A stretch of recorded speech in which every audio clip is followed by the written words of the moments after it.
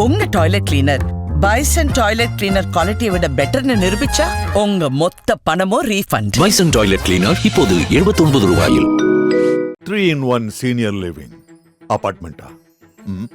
1 senior citizen கான perfect senior living. Number 2 small investment big appreciation. 3 உங்க பசங்களுக்கு ஃபியூச்சர்ல நல்ல ரெண்டல் இன்கம் தரப்போற property. Step stone Aalam in Pollachi near Kovai. போன பொண்ணு பையன் எங்க இருக்கிறாங்கன்னு தேடி போனா அந்த பொண்ணு வந்து இறந்து கிடக்குறான்.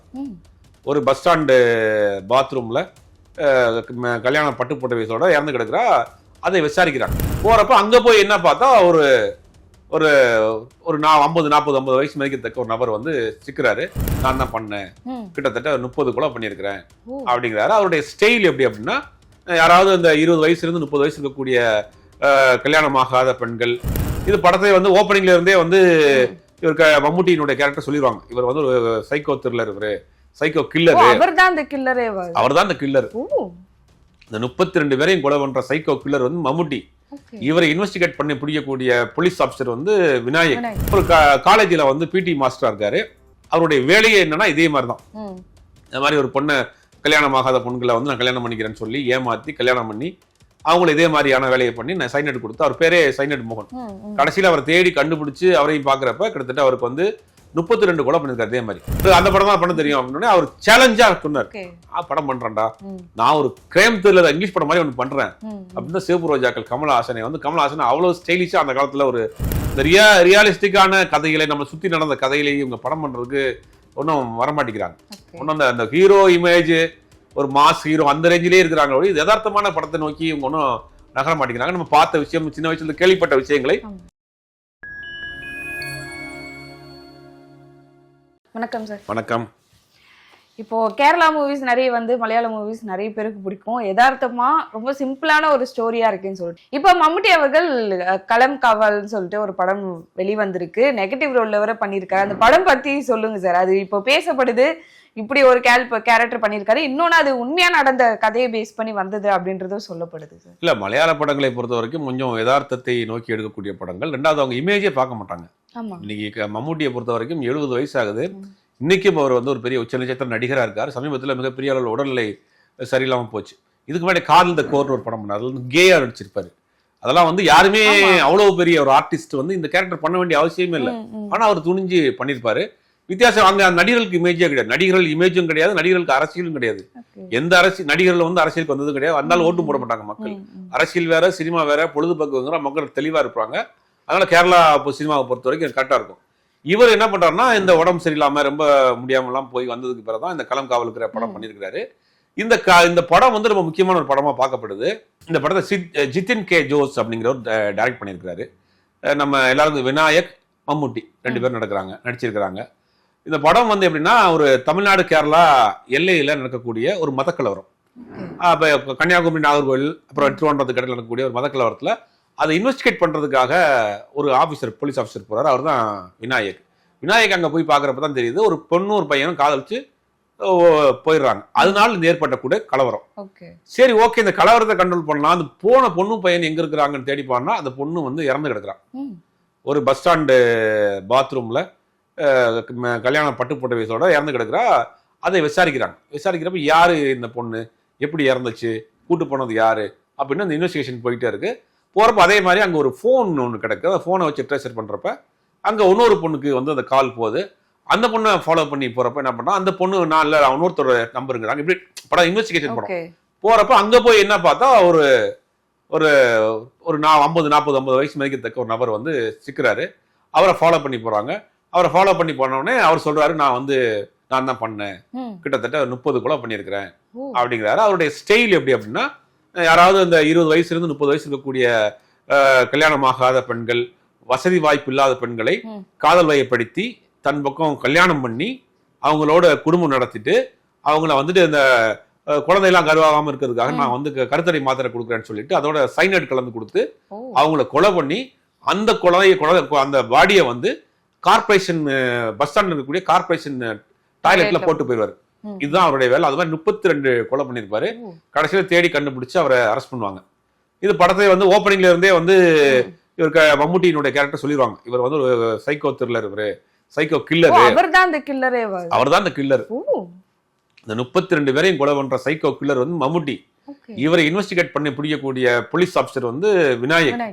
இந்த படத்தை பாருங்க, எப்படி யோசிச்சு பாருங்க, தமிழ்நாட்டுல அப்படி ஒரு உச்ச நட்சத்திர நடிகர் இப்படி ஒரு கேரக்டர் பண்ணுவாராங்கிறது சந்தேகம். அதுவும் காதல் பண்றேன்னு சொல்லி ஏமாத்தி கொடூரமா கொலை பண்ணி இப்படி ஒரு கேரக்டர் பண்றாரு. அவரை கடைசியில என்ன பண்றாங்க அப்படிங்கிறது தான் கதை. இந்த கதை வந்து ஐவா ரியலா வந்து கர்நாடகாவில் நடந்த கதை. கர்நாடகாவில் சைனேட் மோகன் அப்படின்னு ஒரு பேரு, அவர் மோகன் குமார் சொல்லி ப்ரொஃபசர் மோகன் குமார் அப்படிங்கிற ஒரு கேரக்டர். அவர் என்ன பண்றாரு அப்படின்னா, ஒரு காலேஜில் வந்து பிடி மாஸ்டரா இருக்காரு. அவருடைய வேலையே என்னன்னா இதே மாதிரிதான். இந்த மாதிரி ஒரு பொண்ணை, கல்யாணம் ஆகாத பொண்ணுகளை வந்து நான் கல்யாணம் பண்ணிக்கிறேன்னு சொல்லி ஏமாத்தி கல்யாணம் பண்ணி அவங்களை இதே மாதிரியான வேலையை பண்ணி நான் சைனட் கொடுத்து, அவர் பேரே சைனட் மோகன். கடைசியில் அவரை தேடி கண்டுபிடிச்சு அவரையும் பாக்குறப்ப கிட்டத்தட்ட அவருக்கு வந்து 32 கொலை பண்ணிருக்காரு. அதே மாதிரி அவரை வந்து இப்ப அரெஸ்ட் பண்ணி மரண தண்டனை கொடுத்தாங்க. இப்போ இது கர்நாடகாவில் நடந்த ஒரு உண்மை சம்பவம். அதை பேஸ் பண்ணி தான் இந்த களம் காவல் படம் பண்ணிருக்காங்க. படத்தை பொறுத்த வரைக்கும் ரொம்ப ஒரு இன்ட்ரெஸ்டிங்கான விஷயத்தை பண்றாங்க. எப்பயுமே பொதுவா இந்த இன்வெஸ்டிகேஷன் மூவிஸ்க்கு வந்து நமக்கு ட்ரை ஆகாது. அடுத்து என்னன்றப்போ ஏற்கனவே வந்து இதே மாதிரியான படங்கள் மலையாளத்துல வந்திருக்கு. ஒரு சிபிஐ டைரி குறிப்புன்னு ஒரு படம் வந்துச்சு, நிறைய படங்கள் வந்துச்சு. அது மாதிரி எனக்கு இந்த படம் பாக்குறப்ப சிமிலியர் எல்லாம் பாக்குறப்ப சிகப்பு ரோஜாக்கள் மாதிரி இருந்துச்சு. சிகப்பு ரோஜாக்களோட கதையும் ஏறக்குறைய இதேதான். சிகப்பு ரோஜாக்கள்ல கமல் வந்து ஒரு பெரிய தொழிலதிபர். அவர் என்ன பண்றா, ஒவ்வொரு பொண்ணா வந்து காதலிச்சு கூட்டு வந்து தன் வீட்டுல வந்து கொலை பண்ணி வீட்டுக்கு பின்னாடி துவச்சிருவார் கமல். ஏன் அந்த படத்தை சிவப்பு ரோஜாக்கள் பரதராஜா பண்ணாருன்னா, தொடர்ந்து பரதராஜா கிராம படங்களா பண்ணிட்டு இருக்காரு.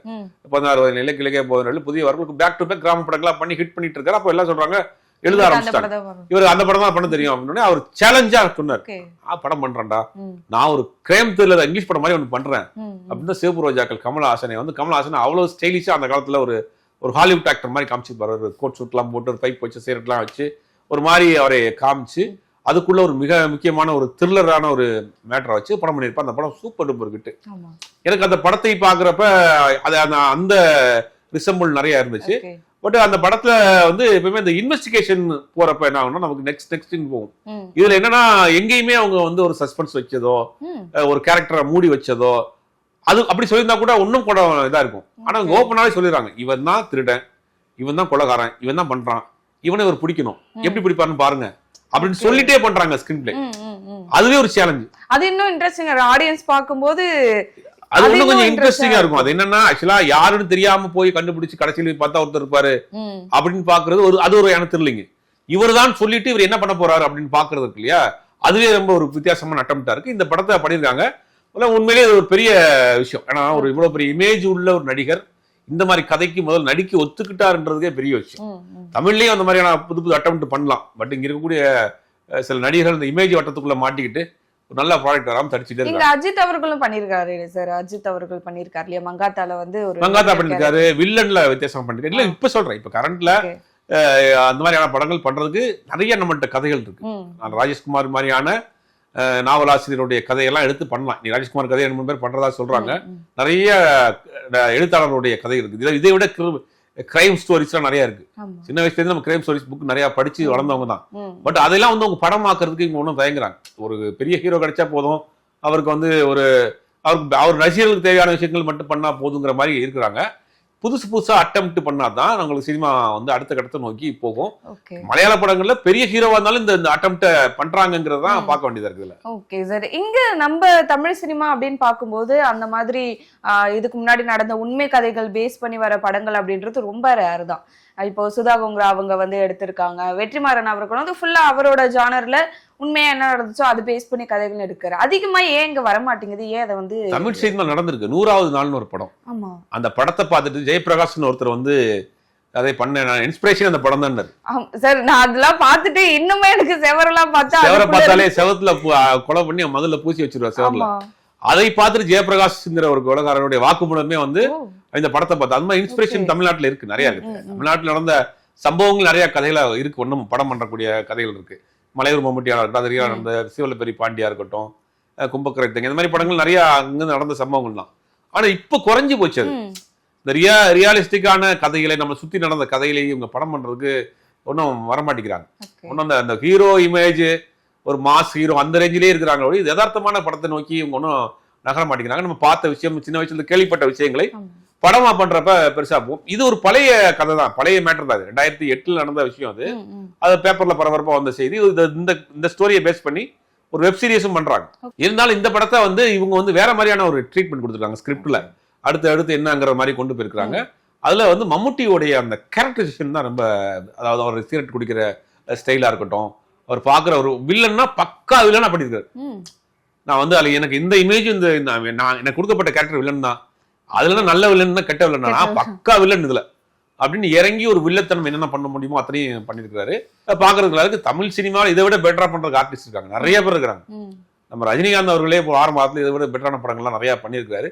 இப்ப குறைஞ்சு போச்சுங்கிறதா நம்மளுடைய வருத்தமா இருக்கு. இந்த மாதிரியான புது அட்டம்ப்டுகளே தமிழ் சினிமாவில் பண்ணலாம், அதுக்கு தயாரா இருக்கிறாங்க, இயக்குநர்கள் தயாரா இருக்காங்க, கதை இருக்கு, ஒன்னும் நடிகர்கள் தான் ஒத்து வந்தாங்கன்னா சரியா இருக்கும். Okay sir. ஸோ சினிமா குறித்து நிறைய பேசணும். முக்கியமா இந்த படம் எப்படி இருக்குன்றது நீங்க வந்து ஒரு ரிவ்யூவாவே கொடுத்தீங்க. ஸோ மக்களும் போய் பார்ப்பாங்கன்னு நினைக்கிறேன் அந்த படத்தை. மிக்க நன்றி சார்.